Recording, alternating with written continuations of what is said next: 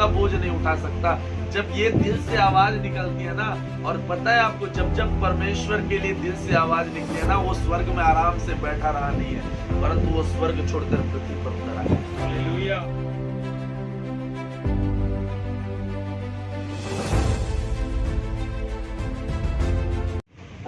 प्रभु को धन्यवाद देते हैं सुबह समय के लिए। और आज प्रभु ने अवसर प्रदान किया कि हम यहाँ सब इकट्ठे होकर प्रभु की आराधना कर सकें। आप लोग इस मालूम होगा कि हमारा शादी का सालगिरह है, 11वां साल है, ये 11वां रनिंग है। प्रभु को धन्यवाद देते, प्रभु ने 11 साल तक संभाल कर रखा। चाहे शादी का सालगिरह हो, चाहे बर्थडे हो, बहाना है, लेकिन प्रभु की महिमा करना है हर हाल में। हालेलुया। और प्रभु को धन्यवाद देता हूँ कि पास्टर वसंत भारती का, कि मैं उनको बोला कि आप आइए प्रभु की महिमा के लिए, सेवा के लिए, और वो अपने कीमती समय को निकाल कर अपनी पूरी टीम के साथ हमारे मध्य में आए, इसलिए प्रभु को धन्यवाद दो। और एक बार उनके पूरी टीम के ताली में आकर स्वागत करेंगे। हालेलुया। अब प्रभु हमें अवसर होगा कि प्रभु के वचन से हमारे बीच में वो वचन को बांटेंगे। Thank you. सबसे पहले परमेश्वर का मैं बहुत बहुत धन्यवाद करूँगा कि परमेश्वर ने ये सुंदर अवसर दिया।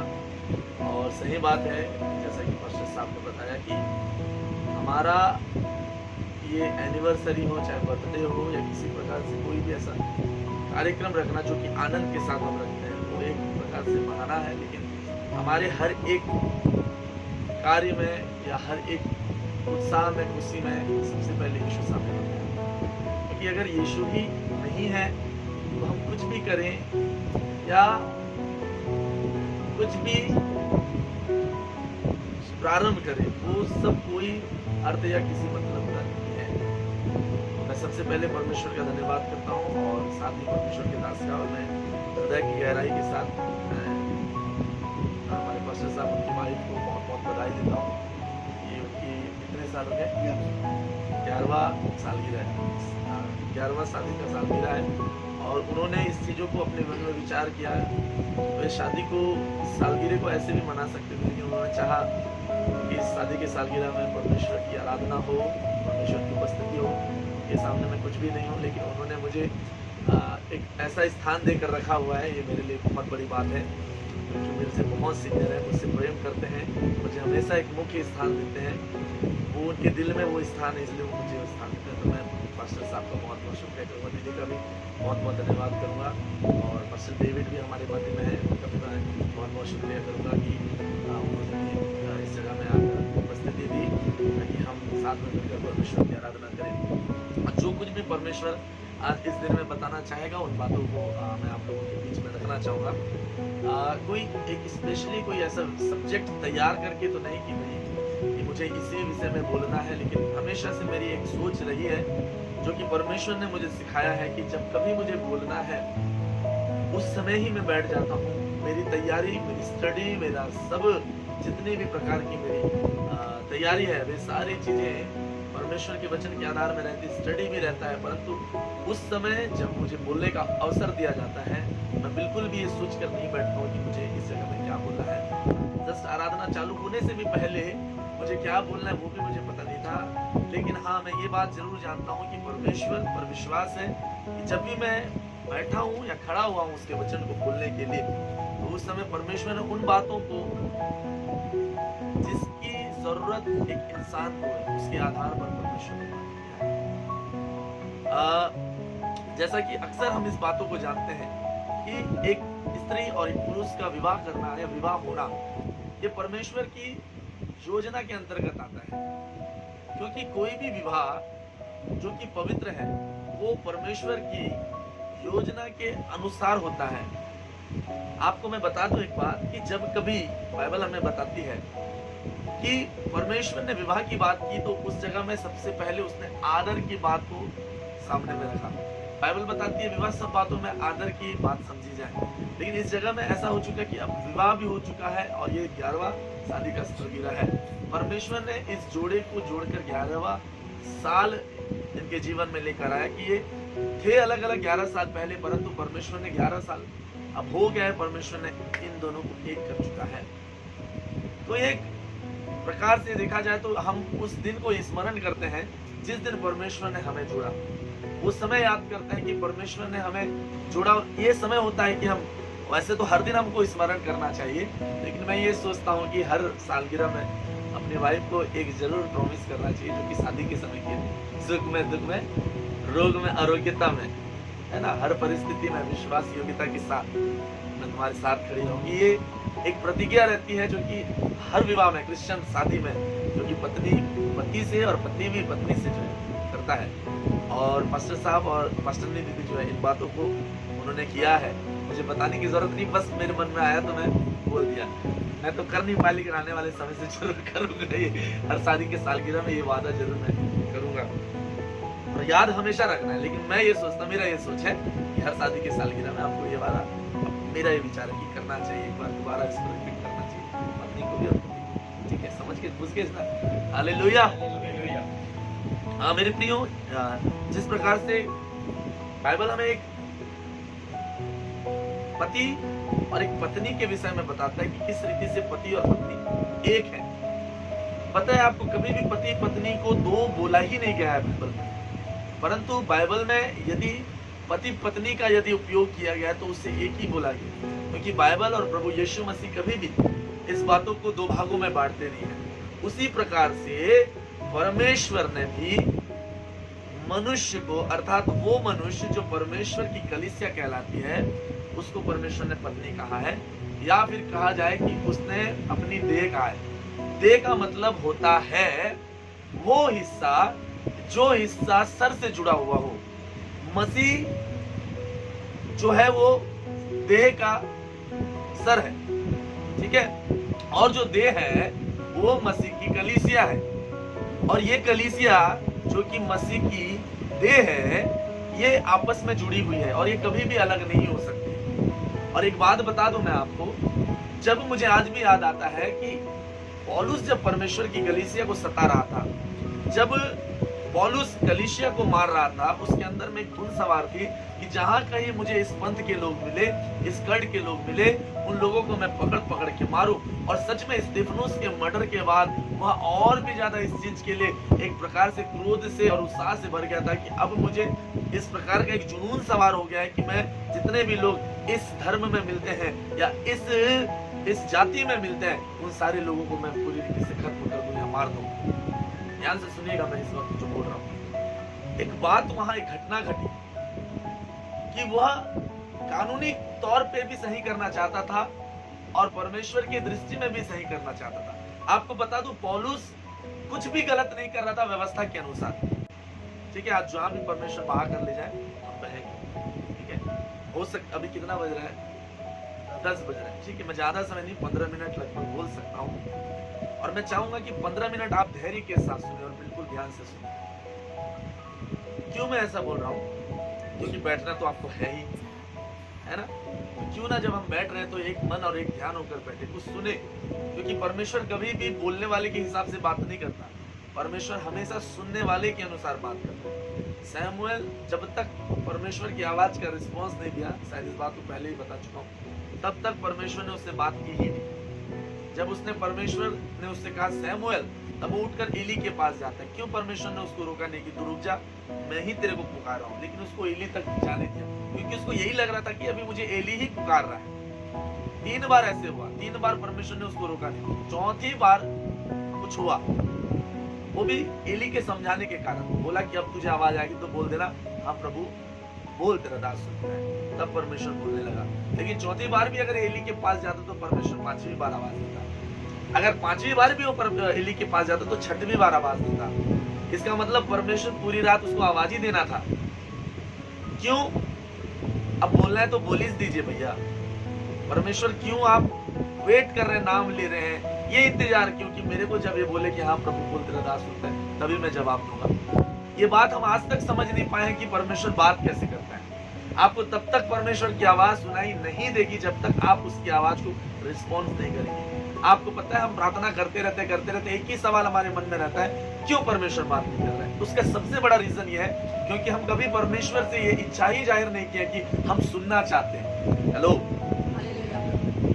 हम कभी भी इच्छा जाहिर नहीं की कि हम सुनना चाहते हैं, हम हमेशा सुनाना चाहते हैं। हमारी प्रार्थना की लंबी लिस्ट रहती है, हम सारी दुआओं को डाल देते हैं, पानी के समान उंडेल देते हैं, ये दे दे, वो दे दे, ऐसा कर दे, वैसा कर दे, घर बन जाए, द्वार बन जाए, प्रमोशन हो जाए, वीजा लग जाए, ऐसा हो वैसा हो, सब तो दुआ प्रार्थना करते हैं और उसके बाद आमीन बोलकर उड़ जाते हैं। हमको लगता है कि सब कुछ हो गया, लेकिन आपको पता है आप फिर भी एक बड़ी और बड़ी बड़ी बड़ी चिंता में डूबे रहते हैं। आपको पता है प्रार्थना एक ऐसा समय होता है जहां से आप उठते हैं, जब आपके मन में एक शांति होती है, तो याद रखिएगा कि परमेश्वर ने आपकी प्रार्थनाओं को कबूल कर लिया है। अगर प्रार्थना में बैठने के बाद अगर आपके अंदर में बेचैनी फिर भी है, तो ये जान लीजिए कि कहीं ना कहीं गड़बड़ है, क्योंकि आप परमेश्वर के पास जाएं अशांति से, परमेश्वर के पास जाएं दुख के साथ, हो ही नहीं सकता कि आप वहां से जैसे गए हैं वैसे वापस लौट जाए। ये तो 100% है कि आप परमेश्वर के पास चाहे किसी भी अवस्था से जाएं, सेटिस्फेक्शन आपको, संतुष्टि पूरी रीति से होगी। और ये उत्तर है कि परमेश्वर आपकी प्रार्थनाओं को सुन लिया है। लेकिन एक चीज सोचने वाली बात है कि हम परमेश्वर के पास लंबी लिस्ट को तो रख देते हैं, परमेश्वर के पास सारी बातों को तो रख देते हैं, लेकिन कभी हमने अपेक्षा जाहिर नहीं की कि परमेश्वर हमसे बात करे। आप बोलिए, प्रार्थना के बाद कम से कम आपने कितनी देर प्रार्थना किया? 1 घंटा प्रार्थना करने के बाद आमीन बोल दिया, आधा घंटा तक आपको चुपचाप रहना चाहिए, सिर्फ आपको सोचते ही रहना चाहिए कि परमेश्वर आप बात करें। इस धुन में तो रहिए, आवाज ना आए सही, लेकिन 100% मैं एक बात बता दे रहा हूं आपको कि परमेश्वर आपसे बात करेगा और वो शब्द आपको समझ में आ जाएगा कि परमेश्वर ने मेरे से बात किया है। नहीं समझ में आया, हो सकता है अभी आपसे परमेश्वर बात कर रहा है। Hallelujah, hallelujah. सुनिए ध्यान से, आपको पता है ये जो बाइबल आप पकड़ते हैं परमेश्वर का वचन है। कभी आपने इस बाइबल को पढ़ा नहीं है, 1 साल हो गया छुआ नहीं, लेकिन यही चाहते हैं कि परमेश्वर आप हमसे बात करें। चलिए आप वेट कर लिए आधा घंटा तक, आप इंतजार कर लिए, लेकिन आपने ये सोचा कि परमेश्वर, इस विचार में, इस प्रश्न के साथ कि परमेश्वर मुझे आपसे बात, आपकी बात सुनना है बस। मैंने बहुत कुछ अपनी जिंदगी में बोल दिया और जिंदगी भर बोल दिया, लेकिन अब ऐसा समय है प्रभु कि मुझे आपकी बात सुनना है। आपको पता है परमेश्वर की बात हमेशा उत्तर को लेकर आती है। हमारी प्रार्थना हमेशा प्रश्न को क्रिएट करता है, हमारी प्रार्थना हमेशा प्रश्न खड़ा करती है, लेकिन परमेश्वर की प्रार्थना हमेशा उत्तर को लेकर आती है। परमेश्वर का उपस्थिति या परमेश्वर का जो बात होता है ना, हमेशा उत्तर को लेकर आता है। क्यों जी, समझ में आ रहा है आपको? क्या समझ में आ रहा है? हमारी हर एक बातों का उत्तर जरूर आता है। हमारी बातें, प्रार्थना हमेशा एक प्रश्न रहती है, लेकिन परमेश्वर का बोलना हमारा उत्तर होता है। परमेश्वर कभी भी आपके जीवन में कभी प्रश्न नहीं देगा, आपको कभी परमेश्वर उलझन में नहीं डालेगा, कभी आपको परमेश्वर उलझन में नहीं डालेगा। आप कभी परमेश्वर के पास जाएंगे और किसी सवाल को लेकर आप उलझन में नहीं पड़ेंगे। परमेश्वर की तरफ से हमेशा सकारात्मक बातें नजर आती है। यदि आप परमेश्वर की उपस्थिति में डरते भी रहेंगे, वो डर वैसा डर नहीं रहता है जो नरक का डर रहता है। ये डर एक पवित्र डर रहता है और उस डर में भी परमेश्वर आपको बोलता है मत डर। हालेलुया। तो आप याद रखिए, परमेश्वर की तरफ से हमेशा सकारात्मकता निकलेगी। आपको पता है, मुझे बहुत अजीब लगता है एक बात, और वो बात ये है कि हम परमेश्वर की आवाज को सुन नहीं पाते। एक्चुअली सुन नहीं पाते नहीं, आप सुनना ही नहीं चाहते। परमेश्वर की आवाज बिल्कुल क्लियर है। वो कहता है कि मेरी भेड़ मेरा शब्द पहचानती। हेलो, मेरी भेड़ मेरा शब्द पहचानती है। तो शब्द किसी भी प्रकार से और किसी भी तरीके से आ सकता है। परमेश्वर की आवाज को पकड़ना बस सीखना पड़ेगा आपको कि परमेश्वर बोल क्या रहा है,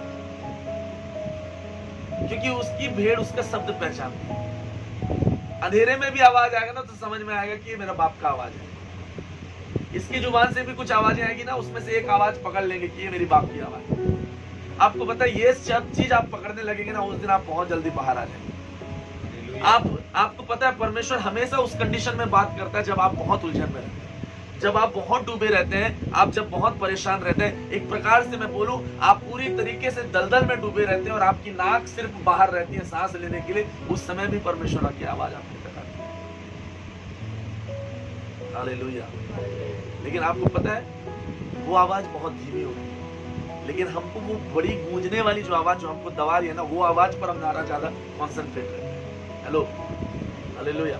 हमारे आवाज, हमारा कॉन्सेंट्रेट, हमारा ध्यान, हमारा मन उन आवाज की तरफ ज्यादा रहता है जो हमको दबा रहा है। लेकिन वो आवाज जो एकदम धीमा है, जो आपको बाहर निकाल सकता है, वो आवाज की तरफ आपका कॉन्सेंट्रेट नहीं है। जिस दिन उस आवाज को सुनने लग गए ना, आपको मैं बता दूं, वही आवाज सुनकर जब आप करने लगेंगे, वे आवाज जो आपको दबा रहे हैं, वहां से वो जो धीमी आवाज है आपको बाहर निकाल सकता है। आपको बता दूं, कभी भी मेरा अनुभव है कि मैंने जब भी परमेश्वर की आवाज से कुछ सुना है, वो हमेशा धीमी आवाज में बात करता है। एक तो आवाज के जरिए बात करता है, दूसरा उसके बात करने का तरीका है, अचानक आप कुछ सोचते रहेंगे और आपके मन में एक उभरा हुआ शब्द या एक उभरा हुआ विचार या प्रश्न का उत्तर आएगा ना, वो भी परमेश्वर की आवाज है। आपको पता है, कभी भी परमेश्वर, अगर आप हार भी मान जाओगे, लोग कहते हैं कि आप हार मान जाओगे तो हार जाओगे, लेकिन ये गलत है। इंसान तो हार मान ही जाता है, लेकिन पता है, आप हार मानने के बावजूद परमेश्वर आपको हार नहीं देगा। सबसे बड़ी सच्चाई है, और इसी जगह परमेश्वर काम करता है। हेलो, जब तक आप हार नहीं मानेंगे तब तक परमेश्वर काम करेगा ही नहीं। मतलब आप हार नहीं मान रहे, मतलब आपको लग रहा है कि आप कर सकते हैं, और जिस समय बोल दिया ना परमेश्वर को, बस मेरे से कुछ नहीं हो सकता, एक दिन का उठाया नहीं जाता। इन तिनके की बात तो छोड़ो, उठाने के लिए भी ताकत होता है, मैं तो अपना ही बोझ संभाल नहीं पा, बस यही काफी है। तू बोल दिया ना, अब तू मेरे ऊपर छोड़ दे, बोल परमेश्वर आप ही उठाइए, आप ही सब कुछ कर सकते हैं, मैं तो खुद का बोझ नहीं उठा सकता। जब ये दिल से आवाज निकलती है ना, और पता है आपको, जब जब परमेश्वर के लिए दिल से आवाज निकले ना, वो स्वर्ग में आराम से बैठा रहा नहीं है, परंतु वो स्वर्ग छोड़कर पृथ्वी पर उतर आया। जब इजराइलियों की तरफ को इतना दुष्टता करते थे, इजराइली इतनी बुराइयों को करते थे, परमेश्वर उसको जाने देता था, जाओ बोल के, ठिकाना नहीं आता था दिमाग उनको तब भी मजा आता था, करते रहते थे। जब उनको पूरी तरीके से जब विरोधी दबा दिया करते थे, उनको जब ये लगने लगता था कि अब टोटली हमारा ताकत समाप्त हो गया है, और जब वो पूरी रीति से निराश हो जाते थे, डूबने लगते थे, और जब बोलते थे कि अब हमसे कुछ नहीं हो सकता, उनकी चिल्लाहट जब परमेश्वर के तक पहुंचती थी, तब बाइबल बताती है कि परमेश्वर इस बात का स्टेटमेंट देता है कि मैंने इजराइलियों की चिल्लाहट को सुना है, उनके दर्द और उनके कराहने की आवाज को सुना है, इसलिए मैंने स्वर्ग छोड़कर पृथ्वी पर उतर आया है। मेरे प्रियो, एक एक लोगों के लिए परमेश्वर, एक एक लोग परमेश्वर के लिए बहुत अनमोल है। आपको पता है, एक आत्मा के असंख्य स्वर्ग में गिनती है, असंख्य लोग हैं, असंख्य स्वर्गदूत है। आपको पता है, फिर भी परमेश्वर इस जगह में एक व्यक्ति यदि मन फिराता है, स्वर्ग में पूरा पार्टी होने लगता है, स्वर्ग पूरा झूमने लगता है। अलग अलग प्रकार के इस संसार में जितने संगीत नहीं है, ऐसे अद्भुत और अवर्णित संगीत जो है स्वर्ग में बजने लगता है, सिर्फ एक कारण से कि एक पापी ये बोलता है कि अब से मैं पाप छोड़ दूंगा, छोड़ दिया हूं मैं पाप, अब मैं जान गया हूं कि यीशु ही प्रभु है। इतना ही बोलने और सोचने से स्वर्ग में आनंद मनाया जाता है। वो परमेश्वर के लिए आप कितने कीमती हो सकते हैं। बाइबल बताती है कि कोई नाश होता है तो उसके नाश होने से परमेश्वर प्रसन्न नहीं होता। Hallelujah, praise the Lord, praise the Lord, hallelujah. तो फिर से मैं इतने दूर लेकर वापस आपको लेकर जा रहा हूं, हम जहां थे वहीं वापस चले जाएंगे। सुनिएगा मेरे प्रियो ध्यान से, परमेश्वर वो परमेश्वर है जब हम उसको रिस्पॉन्स देते हैं, हाँ बोल प्रभु, तब परमेश्वर बात करता है। आपको पता है, पौलुस के जीवन में तो इस चीज का धुन सवार था कि मैं अब परमेश्वर की कलीसिया को सताऊंगा। आप सुनने के लिए तैयार है? क्या आप सुनने के लिए तैयार है? बस 5 मिनट और ध्यान से सुनिए। इस जगह में परमेश्वर आपसे बात कर सकते हैं, यदि आप सुनना चाहते हैं। यदि आप सुनेंगे नहीं, इच्छा नहीं है परमेश्वर आप बात करें, मेरे को कोई प्रकाशन नहीं मिलेगा, ये तब तक आपको बेनीहीन भी बैठ जाना है। बिली ग्राम प्रभु में सो गए हैं, आपको क्या बोलूं। अभी सबसे ज्यादा जो परमेश्वर के दास जो खरी शिक्षाओं में नाम आता है, उनका नाम क्या है? जैक मुनन है, और एक जो है वो उनका नाम पॉल वॉशर है ना, आमोस सिंह है, सूरज प्रेमानी है। आपको पता है, वो लोग भी यहाँ बैठ जाए और सुनने वाले लोग ना रहे ना, तो उस जगह में परमेश्वर बात नहीं करता। सुने ध्यान से, जितने भी चर्च में गाना गा लीजिएगा, 5 साल में भी वहीं खड़े रहेंगे। जिंदगी आपका वहीं से शुरू हुआ है, वहीं खत्म हो जाएगा। आपको परमेश्वर इस तरीके से बुलाया नहीं। ध्यान से सुनिएगा, पौलुस का नाम साउल था पहले, और वो कलीसिया को सताने के लिए गया। दमिश्क में अब गया था, पूरा लिखाई पढ़ाई करके कि अब मैं जितने दमिश्क में प्रभु भक्त हैं उन सबको बांध के यरूशलेम लेके आऊंगा, और यरूशलेम में उनका कत्ल करूंगा, खून करूंगा। निकला था पूरे साथियों के साथ, पत्री वत्री सब पकड़ के, पत्रिका अर्थात लेटर। कौन सा लेटर? Permission letter. कौन सा परमिशन? यदि मैं किसी का खून भी करूं ना, तो भी मुझे किसी प्रकार से कोई सजा ना हो। मतलब अपना सेफ्टी के लिए सब चीज लेकर गया वो, लेके गया। और आधे रास्ते में जब दमिश्क का मार्ग पहुंचा, उस जगह में एक बड़ी ज्योति चमकी, बेचारा ऊपर से नीचे गिर गया। और नीचे गिरा तो उसको कुछ सिर्फ उजाला ही नजर आ रहा है, और एक आवाज सुनाई आती है, और वो आवाज क्या आती है कि हे साउल तू मुझे क्यों सताता है। वो बोलता है कि तू कौन है? तो पता है यीशु मसीह ने क्या बोला, मैं यीशु हूँ जिसे तू सताता। अब सोचने वाली बात है कि यीशु तो स्वर्ग में है, अब स्वर्ग में यीशु है, अब यीशु बोलता है तू मुझे सताता है। अब पौलुस देखता है कि यीशु बोलता है कि तू मुझे सताता है, तो आपको पता है वो क्या हुआ, वो तो छोड़ो, अभी मैं आपको बताता हूँ कि आखिर क्यों यीशु ने बोला कि तू मुझे सताता है। क्यों आखिर यीशु ऐसा बोलता है कि तुमने जो मेरे छोटे से छोटे के साथ हुआ किया, जो किया वो मेरे साथ किया? क्यों ऐसा बोलता है? बोलो जी, आपको बताऊं क्यों ऐसा बोलता है प्रभु। अगर यीशु मसीह सर है ना, तो मेरे लोग जिनको बोल रहे हो कलीसिया, वो कलीसिया देह है। आपको बताऊं, मैं एम्स हॉस्पिटल में जॉब किया हूं, और डिसेक्शन हॉल के अंदर में मैं अक्सर जाया करता था। इतने सारे डेड बॉडी बोलते हो आप, डेड बॉडी आप बोल नहीं सकते, सिर्फ बॉडी बोल सकते हो, लाश भी नहीं बोल सकते, ये तो आज चमका के आपको भगा दे, बॉडी बोलते हैं। मैंने देखा कि एक इंसान को, एक आदमी को पूरी तरीके से ऊपर से नीचे तक काट दिया गया बढ़ाने के लिए, एमबीबीएस स्टूडेंट। मैं देखा कि एक एक पतली पतली ना सब चीज, एक एक क्या क्या चीज था, मेरे को तो समझ में आया। खतरनाक तरीके से इंसान के अंदर, मेरे बाबा, दिमाग चकरा जाएगा। बॉडी को बाहर से देखो सिंपल लगता है, लेकिन अंदर में देखो इतने सारे वायर बिछे हुए लगेंगे आपको, वो सारे वायर का कनेक्शन है ब्रेन सर से।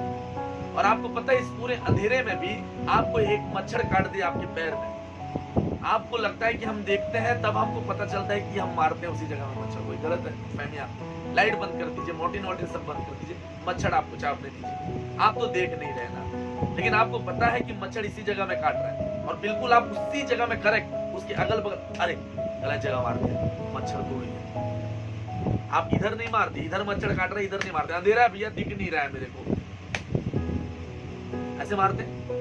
इतने अंधेरे में आपको दिख नहीं रहा है, लेकिन आपको ये पता है कि मच्छर यही काट रहा है। हेलो, ध्यान से सुनिएगा, इस बात को बोलकर समाप्त। क्यों आखिर आपको पता चल रहा है कि यही मच्छर काट रहा है इतने अंधेरे में? आपने देखा नहीं है। चलिए एक बात आपको बता रहा हूँ, सुनो ध्यान से। दीदी, वो वहां पास एक वचन लिखा हुआ है, आप लाइट बंद कर दीजिए और वचन को आप कहीं भी रख दीजिए। अब बोलिए कि कहाँ है बेटा? मैं बता पाऊंगा?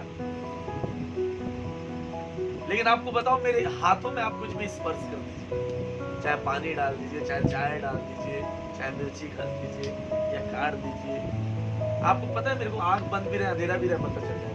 उसका कारण क्या है? हमारा ब्रेन इतना स्मार्ट है ना कि हमारे शरीर में कुछ भी होता है ना, हमारा बॉडी दे देता है उसको संकेत, बोलता है कि इस जगह में ये चीज काट रहा है, दर्द हो रहा है। आपको पता है एग्जैक्ट उसी जगह में हाथ को फिर इंस्ट्रक्शन दे रहा है, आदेश दे रहा है कि तू मार। अब वो हाथ मार रहा है, कर क्या रहा है? ये ब्रेन कर रहा है। ब्रेन कहाँ है?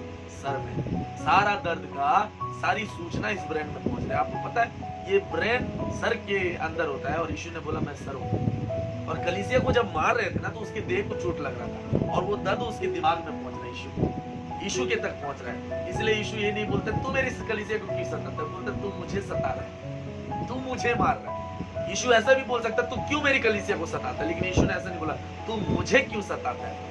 और एक जगह में आप पढ़िएगा, वहां लिखा कि जब मैं भूखा था तुमने मुझे खाना दिया। ऐसे क्यों नहीं बोला कि जब मेरे लोग भूखे थे तुमने मुझे खाना दिया, जब मेरे लोग प्यासे थे तुमने मुझे पानी दिया, मेरे लोगों को पानी पिलाया। लेकिन यीशु ने बोला मैं भूखा था मुझे खाना खिलाया। वो बोलते हैं, वो भी कंफ्यूज हो जाते हैं, कैसे प्रभु आप भूखे थे, हमने कैसे आपको खाना खिलाया? हम तो इनको खिलाए थे, दया भाई को, नंदू को खिलाए थे, पास्टर साहब को खिलाया, हमने कब आपको खिलाया? पढ़ने वाला है बत्ती। यीशु बोलता है जो मेरे छोटे से छोटे लोगों के साथ किया, छोटे से छोटे लोग, छोटे से भी छोटा, हेलो, यहाँ बड़े से बड़े के पीछे sir sir sir sir sir sir बोल के घूमते हो ना, जाने वाले लंबे से। काम प्रभु करता है, वो भी खड़े हो जाए ना एक बार इतनी भीड़ में, प्रार्थना करने लगे ना, हजारों लोग चंगे होकर सामने स्टेज में खड़े, चमत्कार प्रभु करता है। इतनी भीड़ में तेरे को मैं खड़ा कर दूंगा, तेरे को खड़ा, आप किसको बोलो, तेरे को खड़ा कर दूंगा, खड़े हो जाओ, बस प्रार्थना कर दो, चंगे हो जाओ यीशु के नाम में, हो जाएंगे। बोलेंगे जो चंगे हो जाए स्टेज में आ जाएंगे, सच में 100% चंगाई के साथ सामने, क्योंकि काम आपने नहीं किया, लेकिन आपको तो स्टेज में चढ़ा हुआ व्यक्ति दिख रहा है ना, उसके अंदर में जो काम कर रहा है वो परमेश्वर की आत्मा नजर नहीं आ रही। ठीक है, इस समय अभी साइड कर देते हैं। अभी एक बात बोलता हूँ, छोटे से छोटे के साथ किया वह तुमने मेरे साथ किया। न्याय भी परमेश्वर इस प्रकार से नहीं कर रहा। न्याय के समय में भी ये बात चल रही है मास्टर साहब। न्याय के समय में क्या खाने पीने वाली बात है कि मैं भूखा था तुमने मुझे खाना खिलाया, मैं प्यासा था तुमने मुझे पानी पिलाया, नंगा था तुमने मुझे कपड़ा दिया, मैं बीमार था तुम मुझसे मिलने आए। ये क्या है भाई? ऐसे परमेश्वर, ये तरीके से परमेश्वर ने ये नहीं पूछ रहा है कि तूने कितनी आत्मा जीता, ये नहीं पूछ रहा कितने घंटे तूने घुटने टेके, तेरे पास कितना टैलेंट, कितना, ये कुछ नहीं पूछ रहा है। कितना दुआ तुमने किया, 4 घंटा 5 घंटा। एक आंटी का मैं बता दूं कम से कम 7 घंटा बाइबल पढ़ती है, लेकिन कोई उनके दुकान में आता है लेना देती, गोल्ड फ्लैग देते, बोलने से वही बाइबल साइड में रखकर जाके गोल्ड फ्लैग निकालती और बोलती इतना इतने तो आपसे ज्यादा तो बाइबल पढ़ती, तो उस हिसाब से तो स्वर्ग उसको जाना चाहिए। लोगों को कैंसर दे रहे हो और तुम अपने बेटे को बदलने का काम ना रख रहे हो। खूब प्रार्थना करते, आज तक उसका बेटा नहीं बदला। तुम दूसरे के बेटे को सिगरेट पिला पिला के कैंसर दे रहे हो, मरवा रहे हो। तुम अपने बेटे को आत्मा बच जाए बोल के करोगे, वही सबसे ज्यादा आज तक नहीं बदला। उसको समझा के देखे, बोला क्या करो बेटा, मेरा बेटा लेके आ जाता है। उसका बेटा 6 महीना तक जेल के अंदर चला गया। वो 6 महीना तक बेटा जेल के अंदर में था, लेकिन पता नहीं घुट के कहाँ से आना, मतलब 6 महीना बोला बेटा लेके आता है, तो अब घुट के कहाँ से आया 6 महीने के अंदर। और ये ऐसी चीजें जंगलों में भी बेच दो, यहाँ चलेगा बहुत। अरे उसके लिए कोई दारू भट्टी, आप अच्छा चीज रखिए ना भैया, आप अच्छा चीज कोई खाने नहीं आए, लेकिन गुटखा, सिगरेट, गांजा, बीड़ी, सट्टा, जितना भी खराब काम है ना, गड्ढा खोद कर जाए, वो सबको पता रहता है कि यहाँ हो रहा है। तो वो सब काम के विषय में सबको जानकारी रहती है। हालेलुया। न्याय का समय जब होगा, न्याय के समय में परमेश्वर इसी प्रकार से, बिरयानी नहीं खिला रहा हूँ मैं, खिचड़ी खिला, सब मिक्स है, ले लो जैसा लेना है, ठीक है। हालेलुया। खिचड़ी हेल्दी होता है कि नहीं? होता है कि नहीं? खाए हो कभी कि नहीं खाए जिंदगी में? तो आज इसको भी खा लो, ठीक है। कभी कभी खिचड़ी भी खा लेंगे, तबियत ठीक नहीं आती, ये समय जरूरी आती है खिचड़ी। Hallelujah, praise the lord. एक बात बोलकर समाप्त, मैं सबको बोल रहा हूँ, दया तेरे को भी बोल रहा हूँ, नंदू सुन ले तू, ठीक है। और तू क्या नाम है तेरा? मदद। तू बेटा तुम अगर जैसा करोगे ना मेरे साथ, याद रखना प्रभु कोई दूसरा चीज नहीं पूछने वाला, ठीक है। ये नहीं पूछेगा कि कितना तुमने आत्मा जीता, कितना वर्शिप की, कितना आराधना की, कितना संडे तुम चर्च आए, यही पूछेगा तुमने मेरे जो छोटे से छोटे के साथ किया। आपको पता है परमेश्वर कब बढ़ाता है? जब हम उसके प्रति ईमानदार हैं, जब हम उसका आदर करते हैं, तब वो हमारा आदर करता है। Hallelujah, hallelujah, hallelujah. उसकी देह है, हम यहीं से चालू किए थे, आप दोनों एक दूसरे की देह से चालू किया था ना। उसका शरीर है, उसका शरीर है, और इस शरीर को यदि तुम उसके दिल को तकलीफ दे रहे हो ना, आप आजकल, मैं आज बता दूं आपको, पास्टर को सबसे ज्यादा तकलीफ अपने परिवार से ज्यादा चर्च से होती। ये मैं गवाह हूं इस चीज का, क्योंकि मैं एक पास्टर हूं। और कभी भी पास्टर तकलीफ में होकर भी इसलिए कोई ऐसा शब्द नहीं बोलता, क्योंकि वो जानता है कि एक दिन मैं बोलूंगा तो ये सोचकर नहीं, अपना खुन्नस ये सोचकर नहीं उतारता, वो सब खुन्नस बीबी के ऊपर उतारता, सब चर्च का, कलीसिया का, सब। आप नहीं करते हो ऐसा, है ना? हालेलुया। क्यों? क्योंकि ये व्यक्ति भटक जाएगा, इसका आत्मा नाश हो जाएगा, इसका लेखा मेरे को प्रभु को देना पड़ेगा, इसलिए वो नहीं करता है। इसलिए दर्द अपना उठा लेता, तकलीफ अपना उठा लेता। आप देख लीजिएगा ये सारे पास्टरों को, बहुत कम पास्टर आपको फिट मिलेंगे, सबका चेकअप करवा लीजिए, कहीं ना कहीं से वो डैमेज है, कहीं किसी का चेक करवा लीजिए, 100%। जैसा लीवर हो, लीवर में आपको प्रॉब्लम मिलेगा, नहीं तो किडनी में आपको प्रॉब्लम मिलेगा, हार्ट में प्रॉब्लम मिलेगा, चेकअप करवा लीजिए। उनका ब्लड प्रेशर हाई भी नहीं लगेगा। आपको पता है ब्लड प्रेशर एक ऐसी बीमारी है जिसके विषय में आपको पता भी नहीं चलेगा अगर बढ़ा भी रहे, उसको साइलेंट किलर बोलते हैं। कई पास्टर ऐसे ही घूम रहे हैं अपने शरीर में ब्लड प्रेशर लेके, फॉर एग्जाम्पल में। कारण क्या? टेंशन, कलीसिया का टेंशन, परिवार का टेंशन, कलीसिया का ज्यादा टेंशन, माँ बाप को समय नहीं दे रहे हैं, पत्नी को समय नहीं दे रहे, सबको छोड़कर कलीसिया के पीछे भाग रहे हैं। और वही कलीसिया के लोग 4-5, मैं सबको बोल रहा हूँ इस जगह, इन लोग भी सुनेंगे सब। और वही कलीसिया जो है ना, पास्टर के खिलाफ बात करने लगती है, वो भड़काने लगती है, लोगों को जब लेकर जाती है। ये चीज, ये दर्द ना बहुत तकलीफ। और पता उनका कुछ होता नहीं, जो लोग भागे रहते हैं, जो तकलीफ देते हैं ना, वो अपनी जिंदगी में कभी आगे नहीं बढ़ सकते। और पिछले दिनों में हमारी चर्च की कुछ बहनें मिली, तो ऐसे गुटखा खा के मुंह में गुटखा भरे हुए हैं और इधर गुटखा रख रहे हैं और तुमको शर्म भी नहीं आ रहा गुटखा खा खा के बात कर। टोटल चर्च जाना बंद कर दिए, सब कुछ बंद कर दिए। मैं 2-3 लोगों को बोला काय फालतू लोग नाश हुए, एक बार बोल देना आ जाएंगे चर्च, कोई दिक्कत नहीं है, लेकिन वो झुकने के लिए तैयार नहीं है। वो घर में रहना पसंद करेंगे, गुटखा खाना पसंद करेंगे, नरक जाना पसंद करेंगे, लेकिन वो चर्च आना और सही संगति करना पसंद करेंगे। अब क्या बोलूंगा, तो देखिए ये स्थिति है। इसलिए जो आपका के लिए भागने वाला पास्टर है ना, ये मत देखिए कि उनके पास कितनी संख्या। कभी भी बाहरी पास्टर की चमक धमक को मत देखिएगा। प्रभु छोटे से छोटा बोला। एक दिन मैं भी तो था, मेरे पास 4 लोग थे। पता है वो लोग क्या बोलते थे? 4 में से कोई एक ये बोलता था कि वो बड़ा चर्च है, वहाँ पास 500-600 लोग आते हैं, इंस्ट्रूमेंटल चर्च है, बजाने गाने वाले, हम वहाँ जाएंगे। मैं जब सुनता था मेरे दिल में चोट लगता था। फिर मैं बोलना चाहता, मैं बोला आज जो है वो कल नहीं रहेगा, और आप चले जाइए। अगर वहाँ आपको यीशु मसीह मिल जाता है, यहाँ नहीं मिलता है तो अच्छी बात है, आप वहीं चले जाइए। मतलब वहाँ कोई अलग सामर्थ्य यीशु मसीह 1000 लोगों के बीच में, हमारे 4 लोगों के बीच में कमजोर बोलियों वाला यीशु मसीह। हालेलुया। मास्टर साहब भूख नहीं लग रहा। 4 लोग के बीच में कमजोर यीशु रहते हैं और 1000 लोग के बीच में ताकतवर यीशु। मैं बोला कि ताकतवर यीशु के चक्कर में जाओ, धमक को देकर जाते हैं। कुछ लोग गए थे चंगाई प्राप्त करने के लिए, वहां गए, जैसे आए भी वापस सर, जैसे गए वैसे ही वापस आए। आप किसको ढूंढने गए थे? किसके पास गए थे? अगर वो बंदा चंगा करने वाला सच में वही चंगा करता है तो आप तो ठीक होके आते जी। क्यों आप जैसे गए थे लकवाग्रस्त वैसे लकवाग्रस्त है? उसका कारण क्या था? क्यों चंगे नहीं हो पाए? क्योंकि तुमने यीशु को नहीं, किसी इंसान को देखा। चंगे तो उसी समय तुम हो जाते जब तुमने चर्च में प्रवेश किया, लेकिन तुम्हारे दिमाग में इंसान को लेकर बड़ा छोटा वाली भावना थी, इसलिए आज उसी दशा में तुम पड़े हुए। मेरा कहने का तात्पर्य यह है कि यीशु एक लोगों के बीच में भी उतना सामर्थ्य है और 1000 लोगों के बीच में भी उतना सामर्थ्य है। यीशु को यदि आप देखोगे 2 लोगों के बीच में भी ईमानदार रहोगे। Hallelujah, hallelujah, hallelujah, hallelujah. तो आज मेरे प्रियो, जो भी आपको दिया गया खिचड़ी उसको खा लीजिए और मेरे ऊपर बुरा मत मानिएगा कि कोई स्पेशल एक विषय में नहीं बोले, लेकिन मैं जानता हूँ कि इस बीच में प्रभु ने आपसे बात किया। आइए हम अपने आंखों को बंद करेंगे।